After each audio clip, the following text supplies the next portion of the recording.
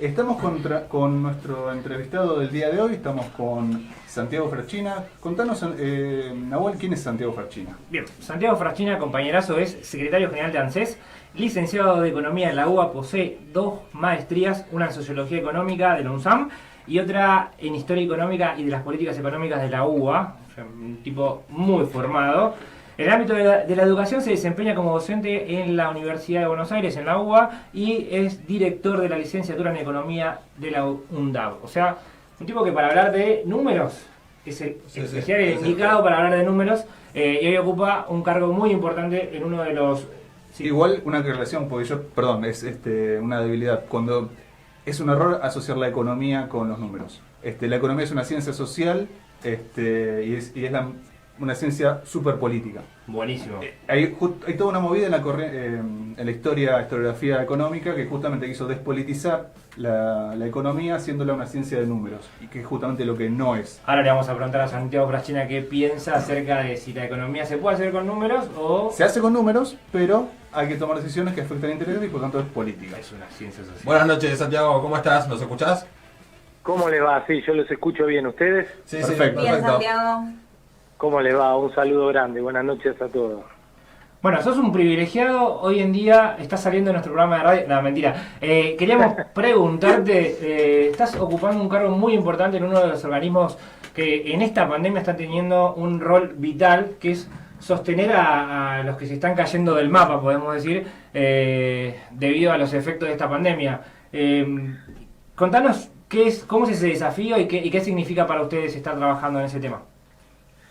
Sí, efectivamente, como ustedes dijeron en la introducción, soy secretario general de ANSES, que sería como el vice, el número 2 de ANSES, que hoy la directora ejecutiva es Fernanda Raberta, y la verdad es un privilegio, un honor y un gran desafío, obviamente, porque gran parte de las definiciones del presidente Alberto Fernández de hacer política económica y social para mitigar los efectos, obviamente, de la pandemia en términos económicos y sociales, se efectivizan por ANSES, y ahí básicamente 2 de las principales políticas que se empezaron a aplicar, que tiene que ver con el ingreso familiar de emergencia, que le llega casi a 9 millones de personas, y ya empezamos el 10 de agosto, vamos a empezar con la tercera etapa, con el tercer pago, y después también la atención al trabajo y la producción, que es el ATP, básicamente pagándole el salario complementario a casi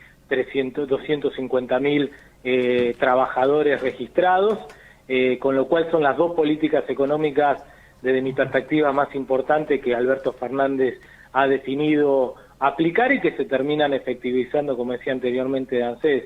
Obviamente, con toda la complejidad que eso lleva, aplicar una política de esta magnitud.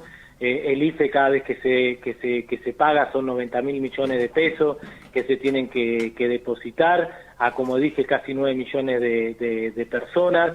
Obviamente con toda la complejidad, además en el medio de la cuarentena, con todo lo que eso implica. En un principio también esta política del IFE la tuvimos que diseñar con las agencias de UDAI, la SUDAI, la famosa SUDAI de ANSES, cerradas. Hoy ya tenemos casi el 85% de la SUDAI abierta, pero cuando empezamos a diseñar y aplicar el IFE, las SUDAI estaban cerradas por la cuarentena.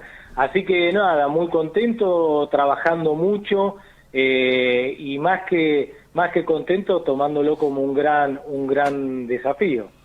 Ahora, para mí es increíble, particularmente para mí es increíble cómo se aplicó el IFE en tan poco tiempo, una política que, como bien dijiste, llega a casi 9 millones de personas, y no solo por el tamaño de la magnitud, cómo golpea la cuarentena o en realidad la pandemia en la economía argentina, sino que veníamos de un contexto de 4 años donde se tomó al Estado para otra cosa, un Estado que no estaba presente y se beneficiaban otros sectores. Cómo se cambia ese paradigma y se logra fortalecer o implementar ese tipo de medidas en tan poco tiempo. El impacto que tiene en los barrios desangelados, como decimos nosotros, ¿no? De los trabajadores que de repente ya de por sí venían 4 años sin poder levantar la cabeza y que la pandemia la termina a poner de rodillas. Teniendo en cuenta eso, ¿cómo encontraron ustedes, la ANSES, y qué, además del IFE, qué desafío implicó justamente eso pasar de una política que no tenía en cuenta a la gente a un cambio radical que, bueno, básicamente tiene en el centro de la escena a la gente. No, efectivamente, nosotros encontramos un organismo que por suerte no lo han podido desarmar en su totalidad, pero obviamente de mi perspectiva, si uno ve los números de ANSES en los 4 años del gobierno de Macri, estoy convencido que iban hacia una especie o suerte de privatización de parte del sistema previsional argentino y obviamente al desmantelamiento de gran parte del organismo. Con los 4 años del gobierno de ANSES no se abrió una sola agencia, una sola UDAI nueva en 4 años. Gran parte de los recursos humanos de ANSES han sido despedidos, retiro voluntario durante los 4 años, pero tampoco que fueron reemplazados contratando recursos humanos nuevos, gente nueva, con lo cual se veía un deterioro muy grande del organismo, un doble sentido, en principio en la institución, y como decía anteriormente, y segundo, con el déficit previsional que el macrismo ha dejado, en gran parte por las políticas económicas que implicó el gobierno de Macri, que terminó desfinanciando el sistema previsional argentino. Primero porque bajaron las contribuciones patronales, pero además han generado un modelo económico donde la recaudación, porque ustedes saben que el sistema previsional se financia con aportes y contribuciones, pero también con gran parte de los impuestos que se terminan participando con ANSES.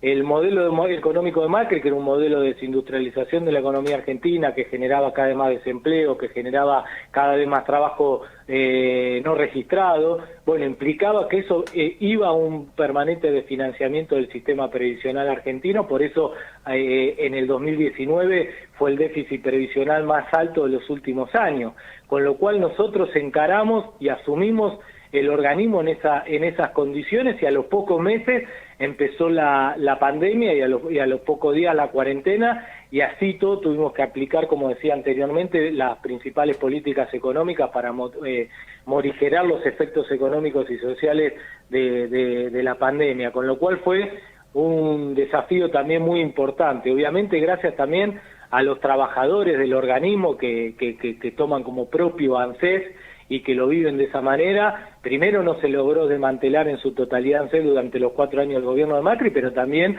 tuvieron un fuerte compromiso para que las políticas como el IFE y el ATP llegaran lo más rápido posible a los argentinos y argentinas. Así que nada, con un orgullo también de este organismo.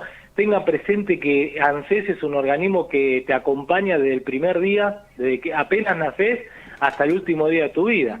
Digo, con asignación universal por hijo, con asignación universal por embarazo, con el progresar, con el procrear, con las asignaciones familiares, con las jubilaciones, con las pensiones. Es decir, es un organismo que te va acompañando a lo largo de tu vida. Por eso la centralidad de ANSES. Y por eso también el terrible orgullo de ser secretario general de este organismo.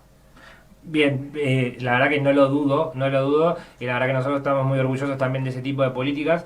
Aquí en Escobar hay muchos vecinos y vecinas que están, la verdad, pudiendo sostenerse, y no solo eso, sino que hemos visto, gracias a la difusión que se ha hecho por las redes sociales, que hay mucha gente que utilizó esa ayuda del Estado para establecer un emprendimiento que los ha ayudado no solo a capitalizar eso que les dio el Estado, sino a ponerlo en práctica incluso de acá al futuro. O sea, se planeó un emprendimiento gracias a, que no es poco, son 10.000 pesos, pero es una tarea enorme la que está haciendo el Estado en ese sentido.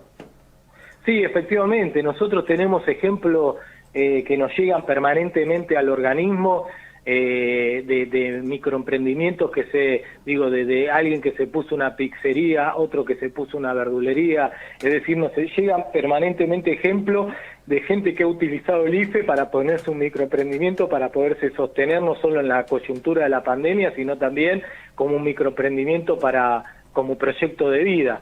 Y además en términos de la ciencia económica, que es lo que yo estudié, esto también es racional desde el punto de vista económico. Digo, inyectar 90.000 millones de pesos a los sectores más vulnerables, porque recuerden que el IFE va a los trabajadores no registrados, a los desocupados, a los monotributistas de categoría A y B, que son los monotributistas de categoría más baja, a los empleados domésticos, va a los sectores más vulnerables de la sociedad argentina, con lo cual en términos económicos son esos sectores que tienen propensión marginal a consumir cercano a uno. No me quiero volver muy técnico, sí, pero son sectores que cuando tienen un ingreso lo destinan automáticamente al consumo, porque obviamente tienen necesidades insatisfechas, con lo cual no solo es una política social infernal que mitiga la caída de los ingresos que pudo haber generado la pandemia, sino que además es una racionalidad económica muy fuerte,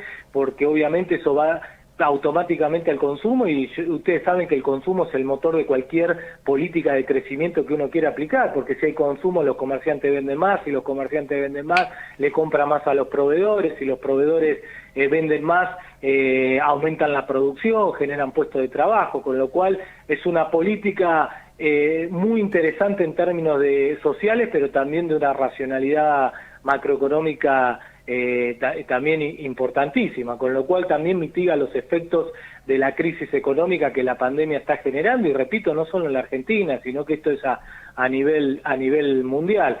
Así que el IFE, además si uno lo ve y lo analiza también en términos regionales, los demás países de América Latina, como Brasil, han aplicado Uruguay, generalmente los países latinoamericanos que tienen un mercado de trabajo donde una porción importante de su población son trabajadores no registrados, han aplicado una especie del IFE, pero ninguno de los países latinoamericanos ha tenido una política de ingreso como tuvo la Argentina el IFE, en términos de la cantidad de hogares a los cuales llegó el IFE y la cantidad de dinero en términos de Producto Bruto Interno que implicó el IFE, con lo cual también es de una magnitud, es el IFE es la política de ingreso más importante de América Latina.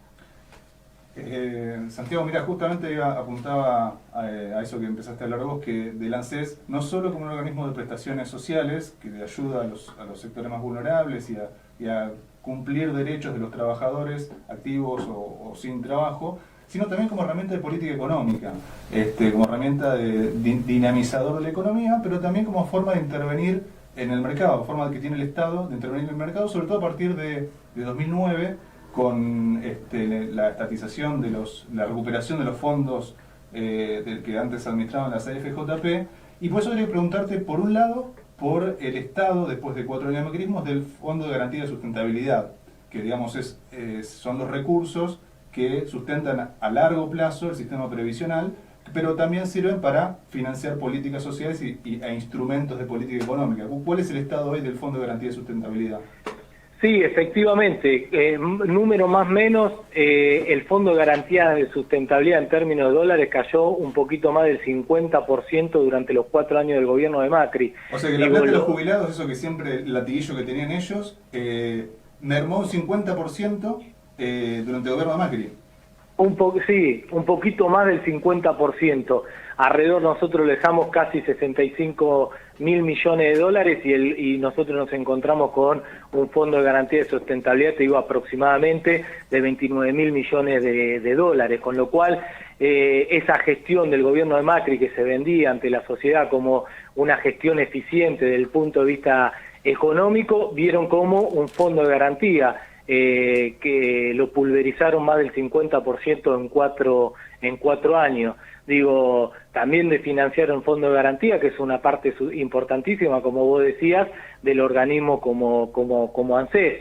Bueno, ya en lo que va de los meses, inclusive en el medio de la pandemia, nosotros logramos aumentar, casi superando los 35.000 millones de dólares, el Fondo de Garantía de Sustentabilidad. O sea, en menos de 4 meses, en los pocos meses que nosotros agarramos la gestión de ANSES, ya aumentamos en el stock del Fondo de Garantía en términos de dólares en comparación a lo que nos dejó el gobierno de Macri, con lo cual el gobierno de Macri te bajó las jubilaciones en términos reales casi un 20%, lo mismo que la asignación universal por hijo.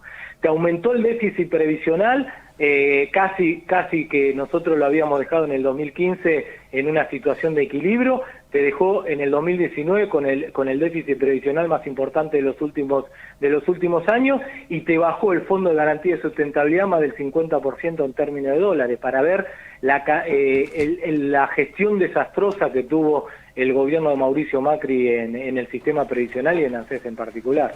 Y te hablo también, digamos, tomando esa parte de ANSES como herramienta de política económica. Vos hace un tiempo diste en el PJ de Escobar una charla sobre el caso Vicentín.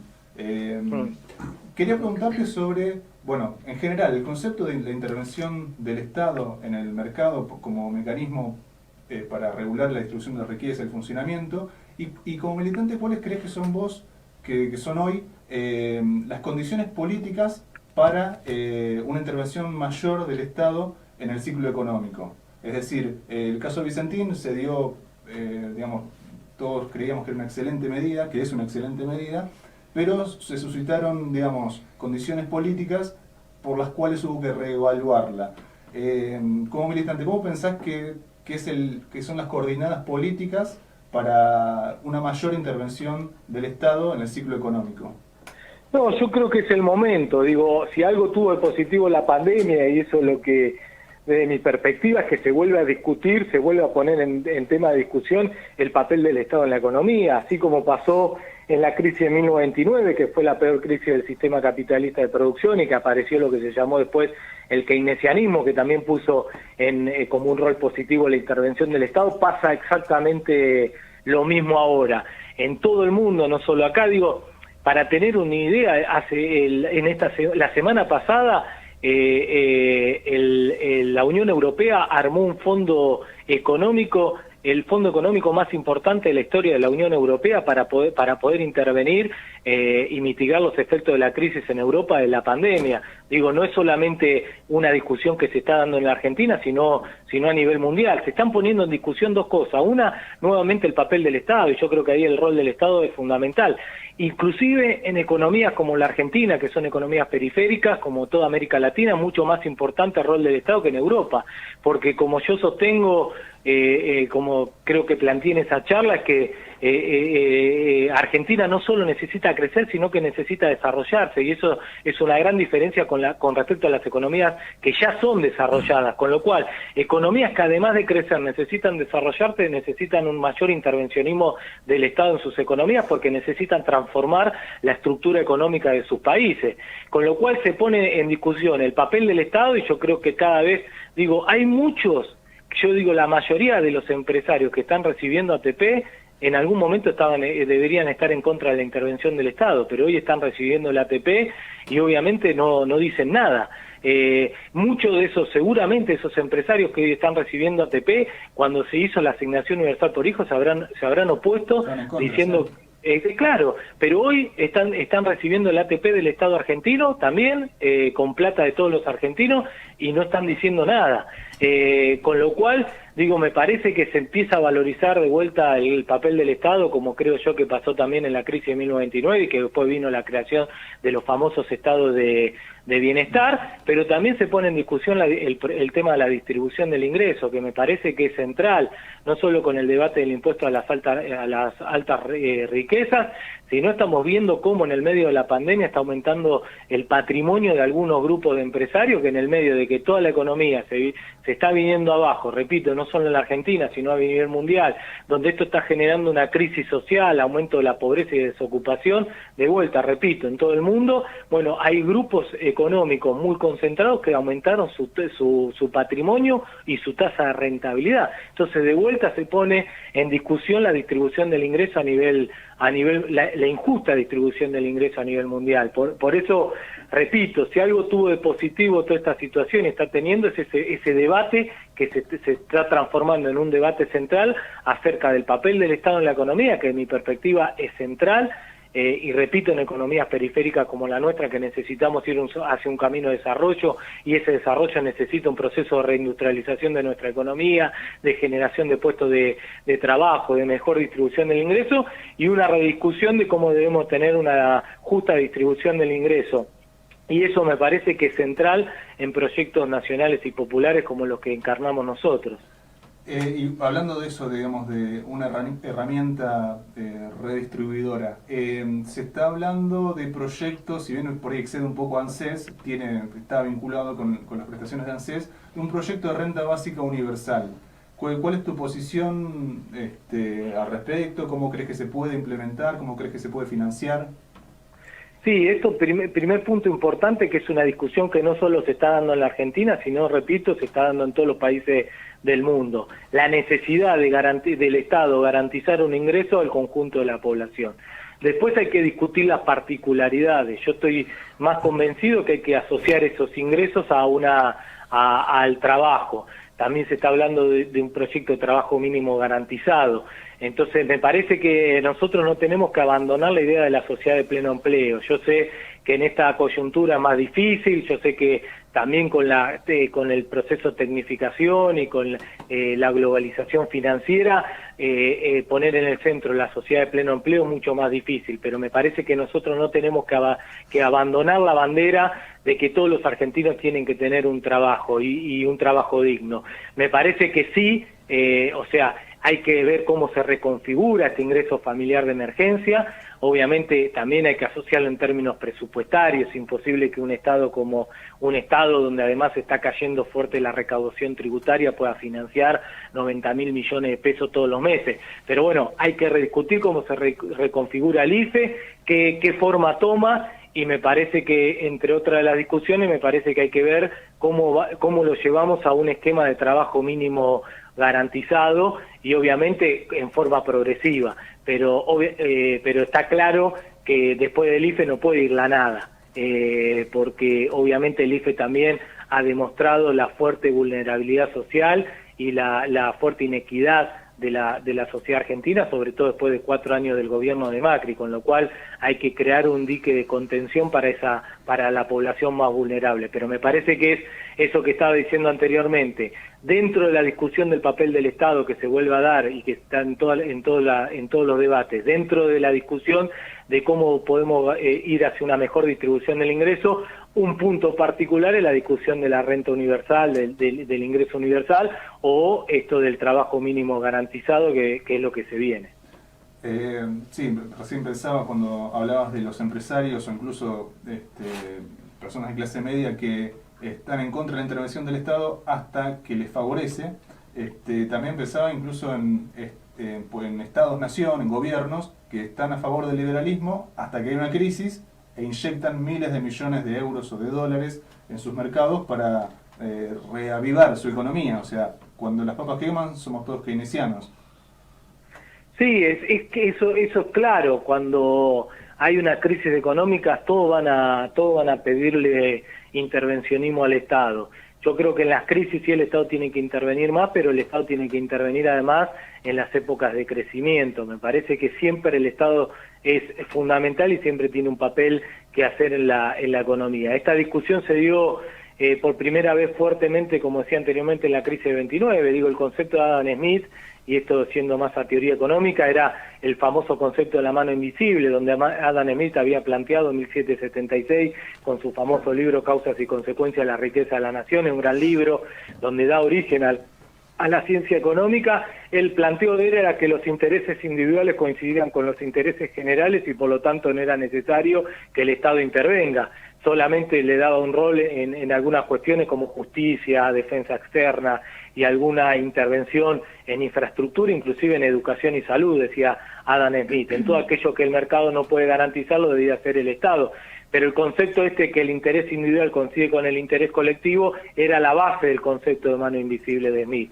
Digo, en un ejemplo que uno puede dar, sin que lo haya dado Adam Smith, cuando un empresario va al mercado a ponerse una fábrica, va para maximizar su tasa de rentabilidad y ese es un objetivo individual, pero cuando pone una fábrica genera puestos de trabajo, entonces se está colaborando con el interés general y eso demostraba, según Smith, que no había necesidad del intervencionismo del estatal. Bueno, el que rompe con esto es Keynes, donde demuestra que la racionalidad microeconómica te puede llevar a irracionalidad macroeconómica y por lo tanto justifica la necesidad del intervencionismo estatal, rompiendo con el concepto de mano invisible de Smith. Digo, en la crisis de 1929, desde el punto de vista microeconómico era racional que todos los empresarios bajen los salarios y eche gente, era racional, porque un empresario en una crisis no tiene ganancia, pierde plata, entonces desde la racionalidad empresaria, bueno, es racional que baje salario. Una cosa es racional y otra cosa que esté bien, pero es racional. Pero si todos los empresarios bajan los salarios al mismo tiempo, lo que genera es una irracionalidad macroeconómica porque se desploma el consumo y se profundiza la crisis económica. Con esto demuestra Keynes que la racionalidad micro no siempre coincide con la racionalidad macroeconómica. Entonces, ¿qué dice Keynes? Bueno, justifica la intervención del Estado para darle racionalidad a la macroeconomía. En el medio de la pandemia, bueno, ¿qué era racional?